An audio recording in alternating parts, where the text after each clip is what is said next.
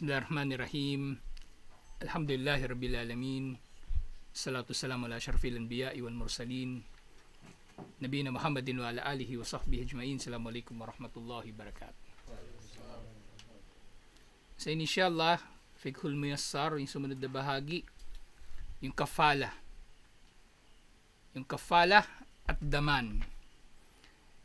So ano na ito? Babu Thamin, pangwalong chapter dito sa Kitabul Muamalat.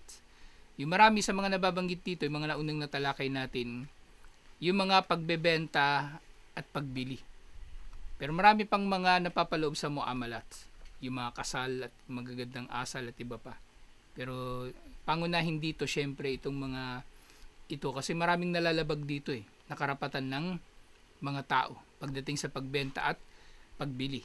Kahit nga batas ng tao Isang batas ng tao, kung ba pinangalagaan talaga nila yung yung parehong karapatan ng nagbebenta at bumibili. Hindi pwedeng basta-basta mag-iimbento yung dalawang panig ng kanilang sariling patakaran. Halimbawa, sasabihin na nagbebenta, may mga ganitong kondisyon, hindi basta-basta. So dapat sang-ayon yung unang yung pangalawang panig, yung bumibili. At syempre makatarungan ito ayon sa mga napagtibay sa batas. So dito yung kafala at daman. Al-kafalatu hiya iltizamu ihdar man alayhi haqqun mali li rabbihi ila majlisi al-hukmi. So yung kafala daw, ang kahulugan nito, ito daw yung kumbaga pananagutan. Yung iltizam ihdaru man alayhi haqqun mali li rabbihi. Kumbaga meron siyang pananagutan na kunin ang kanyang karapatan sa kanyang pera. Kumbaga ano bang translation dito, Sheikh Salman? Yung pananagutan na dalhin o kunin ang taong nagtataglay ng karapatang pananalapi sa kawanahan ng paghuhusga. Kumbaga yung tinutukoy kasi dito, ba't ganito yung yung wording dito? Yung kafala, minsan kasi komplikado yung yung definition na binibigay nila dito So mas maintindihan natin ito dito sa pangalawa, yung adillatu masyru'iyatiha. Yung dalil sa pagkakapahintulot dito. So nababanggit ito sa Quran at Sunnah, doon sa unang aya yung sinabi ni Allah, qalu nafkadu sawa al-maliki waliman ja'a bihi himlu ba'irin wa ana bihi zaimun. So sa Surah Yusuf ito. So ito na yung pinapatakbo na ni Yusuf yung kanyang pakana. 'Di ba? Yung kapatid niya gusto niyang maiwan doon sa kanya sa Egypt. So yung ginawa ni Yusuf, yung kopa ng hari, inilagay niya doon sa gamit ng kapatid niya. At pinalabas niya na nagnakaw yung kanyang kapatid para maiwan yung kapatid niya doon at makausap niya tungkol sa kanyang kalagayan. Sabi nga nung tagapag-anunsyo, nawawala ang kopa ng hari o yung salop, yung pantakal ng hari. At sino man ang makakapagsauli nito ay mayroong isang karga ng kamelyo na may uuwi na trigo o ano pa mang pinamimigay nila doon na pagkain. At ako rito ay mananagot. So dito, yung ginawa ng tagapag-anunsyo na ito, o sa ibang tafsir, si Yusuf alayhis salam mismo yung yung nagsabi daw dito na siya kumbaga merong pananagutan dito o siya mismo yung magbibigay ng reward na isang isang karga ng camel. Yun yung kafala. Kumbaga, inaako niya ang pananagutan sa isang pinansyal na pananagutan. Yun yung kafala. Ay kafilun daminun. So yung zaim na tinutukoy dito, siya daw yung kafil na damin. Nasa halos magkasing kumbaga may magkasing kahulugan. Kafil merong pananagutan at damin ganun din, garansya. 'Di ba sa Saudi, yung tawag sa employer, 'di ba kafil. So ganun din kasi kumbaga yung tao hindi nakapasok doon sa bansa na yon liban na lang dahil sa pahintulot mo o pananagutan mo. Kaya sila tinatawag na kafil. At yung damin, sila nagpapatupad ng daman, yung garantya na yung tao na yon kumbaga ay ito nga mababayaran o maaring baliktad, kukunin sa kanya yung yung pera. So yun yung kumbaga ganito kasimple yung kahulugan ng mas madaling kahulugan. So katulad nga doon sa binabanggit nung medyo komplikado kasi sabi dito nga yung unang definition. Iltizamu o ilzamu ihdarun man alayhi hakun malin lirabbihi. Kumbaga yung kafala, yung merong isang tao na kumbaga pipilitin niya o oobligahin niya yung isa na bayaran ng kanyang obligasyong pinansyal doon sa may-ari ng karapatan na ito. So siya yung magpapatupad ng karapatan. So ganyan din tinukoy ila majlisil hukum patungo sa kumbaga hatol na nababanggit dito yung korte kasi halimbawa niyan merong may utang at kumbaga siya tumatayo siya na garantor. Sasabihin niya doon sa korte, sige palayain niyo na yung may utang. Akong bahala. Siya ang bahala na maniningil o siya yung mag-aabono muna doon sa pinagkautangan. Kasi sa ibang mga bansa, pwede kang makulong dahil sa utang. Sa Saudi lalo na. Pwede kang makulong dahil sa utang. Dito lang sa Pilipinas, walang malinaw na batas yan eh. Bago lang nagkaroon yung tinatawag na mga small claims court na yung mga maliliit na utang ng mga below 100,000. Kumbaga, sa small claims yun napupunta. Madalas sa barangay pa lang nasisettle yun eh. At doon sa barangay, doon na, maaaring tatanggap sila ng kafala ng sino man na magagarantor, na magbabayad ng utang. Pero usually dito sa Pilipinas kasi, yung mga hindi nagbabayad ng utang, ang ginagawa na lang nila dahil walang pagkakulong dahil sa hindi pagbabayad ng utang, ang nagiging kaso tuloy nila, ang kinakaso sa kanila dahil wala tayong kasong ganon, estafa. Ganun na lang ginagawa nila para mapanagot yung may utang na ayaw magbayad. Actually, maaari din eh kasi sa totoo lang kahit sa Islam, kung uutang ka at sa iyong niya wala kang intention talaga na magbayad, malaking kasalanan talaga yun. Parang pagnanakaw nga eh. Magiging kahalintulad siya ng pagnanakaw. Kasi merong panlilin lang. Pinalalabas mo na nangungutang ka pero wala kang plano talagang magbayad. So magiging halos katulad nga siya ng pagnanakaw na rin kasi merong panlilin lang, panloloko, pandurugas, yun, ganun, kumbaga. Kaya mabigat ito sa Islam. At para mapadali ito, lalong-lalo na doon sa mga dalisay naman ang layunin na magbayad ng utang, o kaya para mapadali yung proseso ng mga ganitong kaso, so tinatanggap yung kafala at daman. Tinatanggap yung kumbaga pag-ako ng pananagutan o paggagarantiya ng sino man para sa iba pa. So yung kanina binanggit yung Surah Yusuf verse 72, yung aya kanina. At ngayon din meron pang sinabi si Allah, Suratul Kalam verse 40, Salhum ayyuhum bidalika zaimun. Tanungin mo sila kung sino ang kumbaga maggagarantiya tungkol sa bagay na ito. Itong sa Suratul Kalam 40, naalala ko dito ito eh.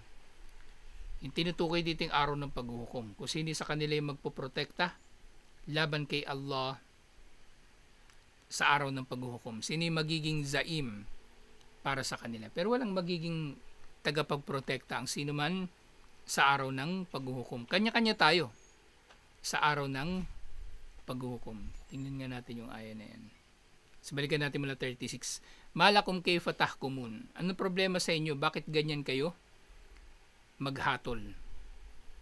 Kasi yung mga naunang mga aya, kumbaga, yung mga kuffar, itinuturing nila yung kanilang mga sarili na, kumbaga, o yung mga mananampalataya, tinuturing nila na katulad lang nila.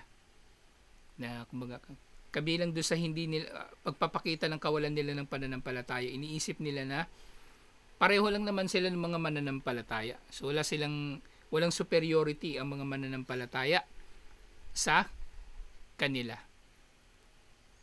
Walang superiority ang mga mananampalataya sa kanila. Sige sinabi ni Allah, fataj'alul muslimina kal mujrimin.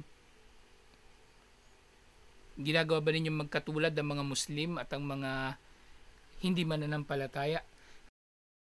Lalong-lalo na sa araw ng paghuhukom. Inakala nila na magiging pare-pareho lang sila ng kahihinatnan. Kasi kahit sila iniisip nila papasok din sila sa paraiso, di ba? Yan, so sabi ni Allah, ginagawa ninyong magkatulad ba ang mga Muslim at ang mga hindi mananampalataya? Malakum kayfa tahkumun. Ano problema sa inyo? Ba't ganyan kayo maghatol? Am lakum kitabun fihi tadrusun. Meron ba kayong aklat na pinag-aaralan ninyo na itong nababanggit? Na pareho lang kayo ng mga mananampalataya sa kabilang buhay. Inna lakum fihi lamma takayyarun.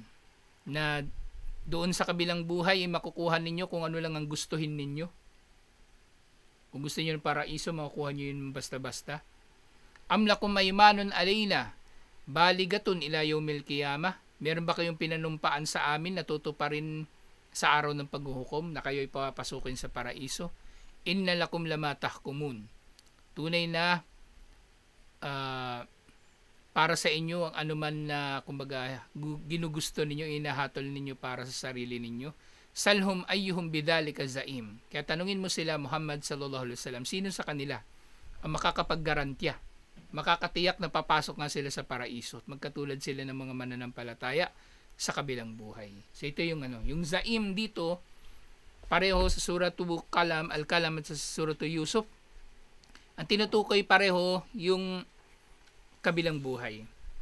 At sa hadith, wa minas sunnah al-aribatu muaddat waz-zaimu garimun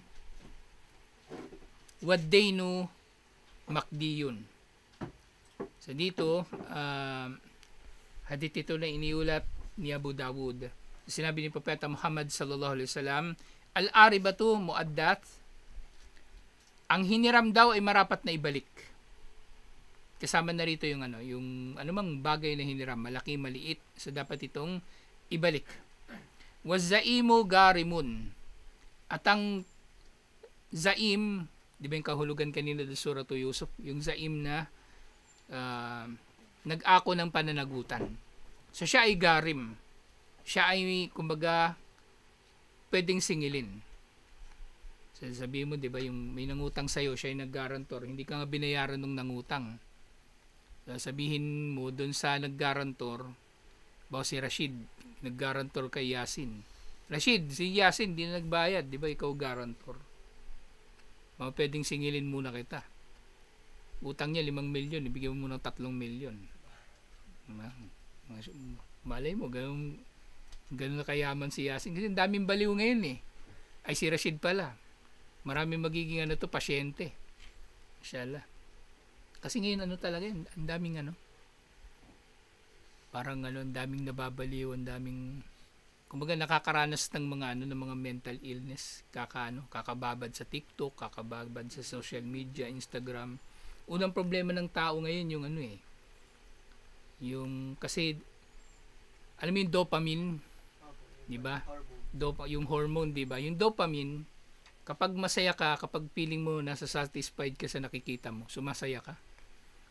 Yun ang nagiging resulta kapag yung tao daw babad ng babad sa social media. Kasi nakita siya ng mga bagay na kinututuwaan niya nanonood siya ng sexy, sasayaw-sayaw. O nakita niya yung artista, yung vlogger, ang ganda ng kotse. Yun, sumasaya siya. Pag nawala yung cellphone, biglang nag-brown out, walang signal.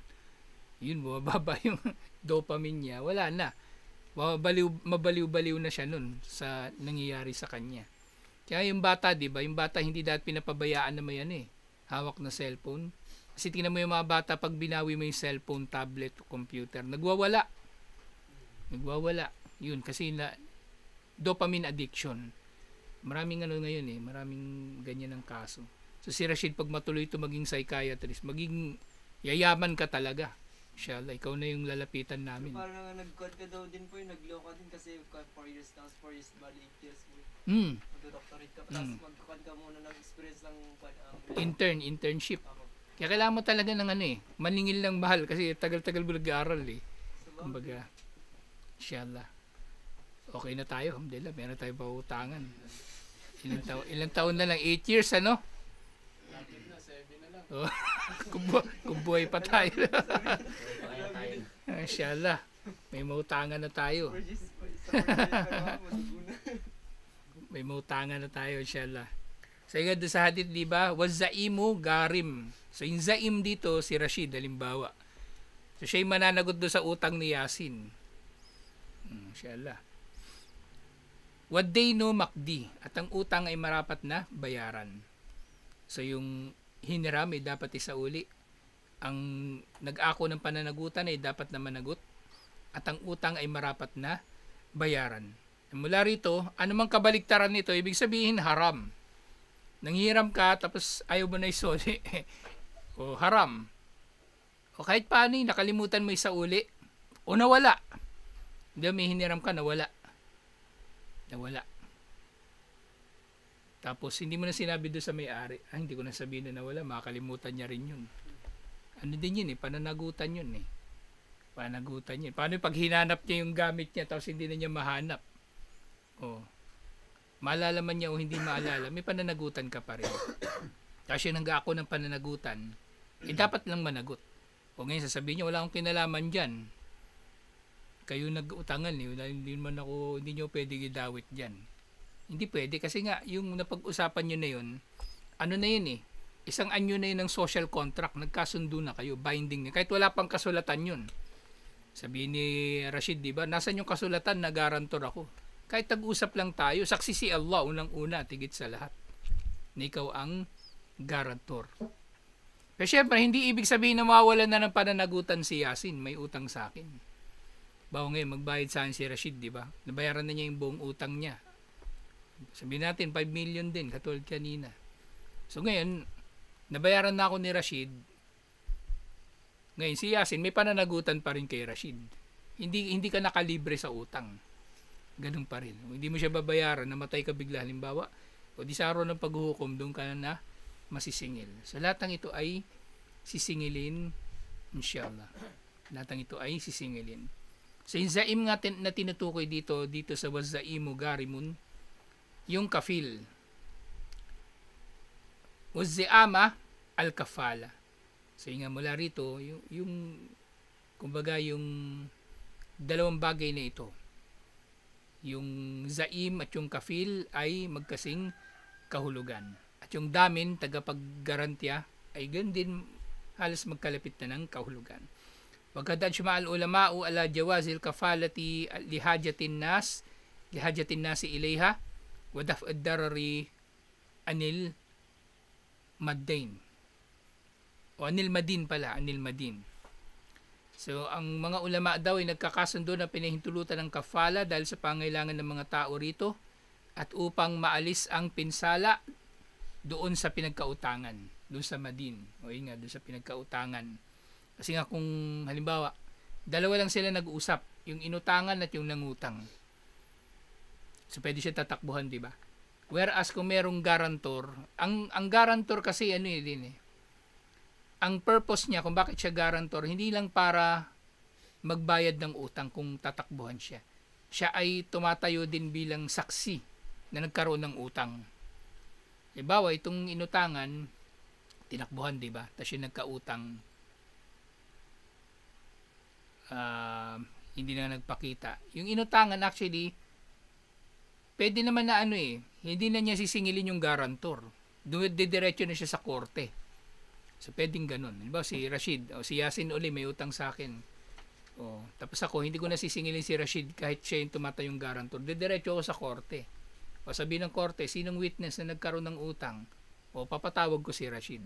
So, pwede rin. So, mainam yung yung meron talaga din na kafil o yung tinatawag nga na damin o garantya. Bilang protection sa inutangan. Pero actually, itong pagkakaroon din ng kafil o damin, protection din to sa inutangan sa nagkautang pala. Magiging protection din ito sa nagkautang. Paano mangyayari? Kasi pwedeng yung di ba? Yung inutangan, mandurugas din. Maniningil siya ng sobra doon sa nagkautang. Merong witness.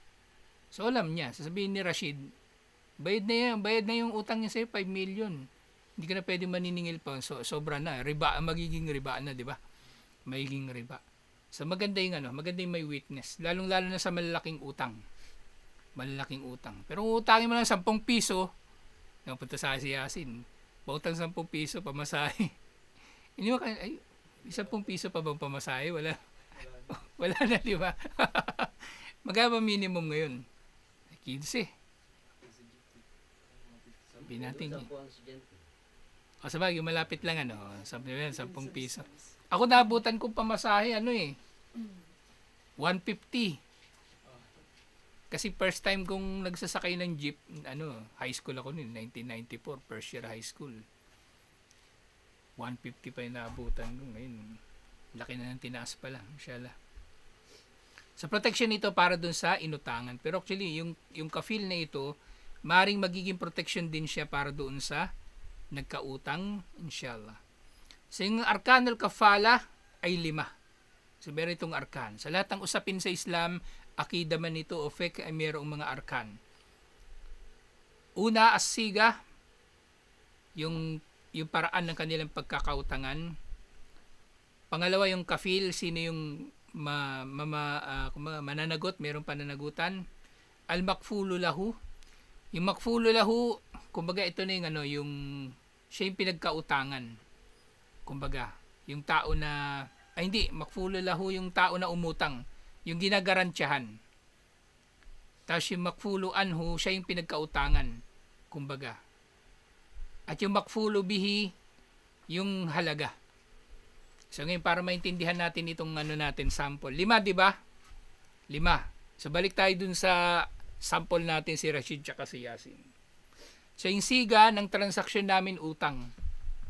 Utang si Yasin sa akin. 5 milyon. Ang kafil, si Rashid. Siya yung mananagutan. Al-makfulu lahu, ito yung alam ko ito yung, tingnan natin si Sheikh Salman. Siya yung nangutang. Yung makfulu lahu, tama, lahu dapat. Si Yasin. So si kafil si Rashid, siya yung magagarantiya para kay Yasin. Tapos yung makfulu anhu, kumbaga, kung sino yung hiniraman, ako, yung makfulu anhu. Naintindihan nyo na? 4. Siga, ang transaksyon namin utang. Ang kafil si Rashid, garantor. Ang kanyang ginagarantiyahan, makfulu lahu, si Yasin, na uutang sa akin.